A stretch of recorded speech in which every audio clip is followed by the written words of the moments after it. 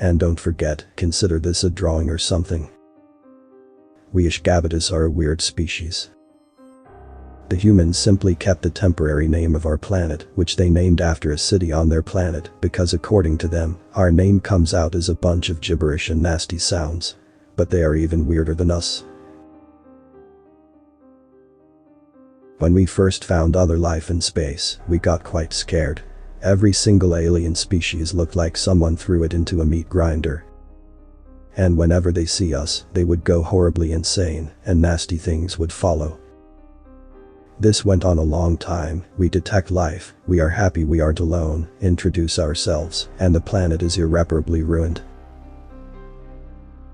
Over time we develop the thought that we for some reason are special, and that no species is worthy of our presence. We stopped bothering and started to simply take the resources we need. Until we found the humans. Several encounters with aliens prior, where they didn't immediately die, they described us as walking paradoxes, writhing demons of death. We were preparing to melt down their planet when they opened communications.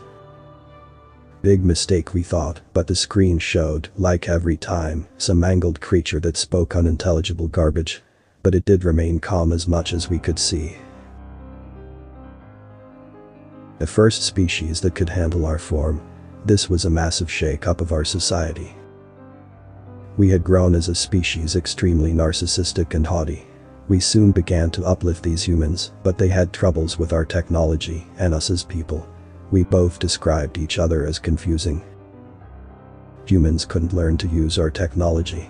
Apparently something that can't be translated, a weird movement, is impossible to them. We on the other hand could use their technology, but it felt extremely uncomfortable and was physically tasking. Their scientists were very stubborn about finding out why, and they discovered the reason soon. Apparently, we are the only species that isn't three-dimensional. We shuddered at the thought of being so limited. But we finally understood why we couldn't be registered correctly by anyone.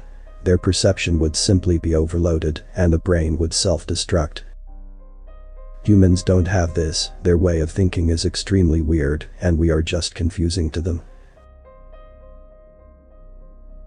Then, our inventor made a device that could translate images. A human scientist used the goggles first though. When he put them on, suddenly he started laughing hysterically. We were scared he would also go insane, but then he said, "Yo, CJ, you gotta see this," while giggling like a larva. When the other scientist put the goggles on, he started giggling too and said quietly, "Wow, if I was an eldritch alien, I'd be fucking embarrassed. I mean, come on, giant Oompa Loompas. Wait till everyone sees this." He then started laughing further and handed our scientist the goggles. After he term describing some sort of instinct that causes one to collapse into a white hole-like object, we learned that these humans are the most horrifying creatures that ever existed. The scientist had sordid PTSD cured only by extreme amnesiacs, and he still has nightmares sometimes. Apparently, they look like us, but lean as corpses, either in a horrible pink color or a brown one. While we to them look like these Oompa Loompas, which they still avoid telling what it is about. Author's name and link to original text is in the description.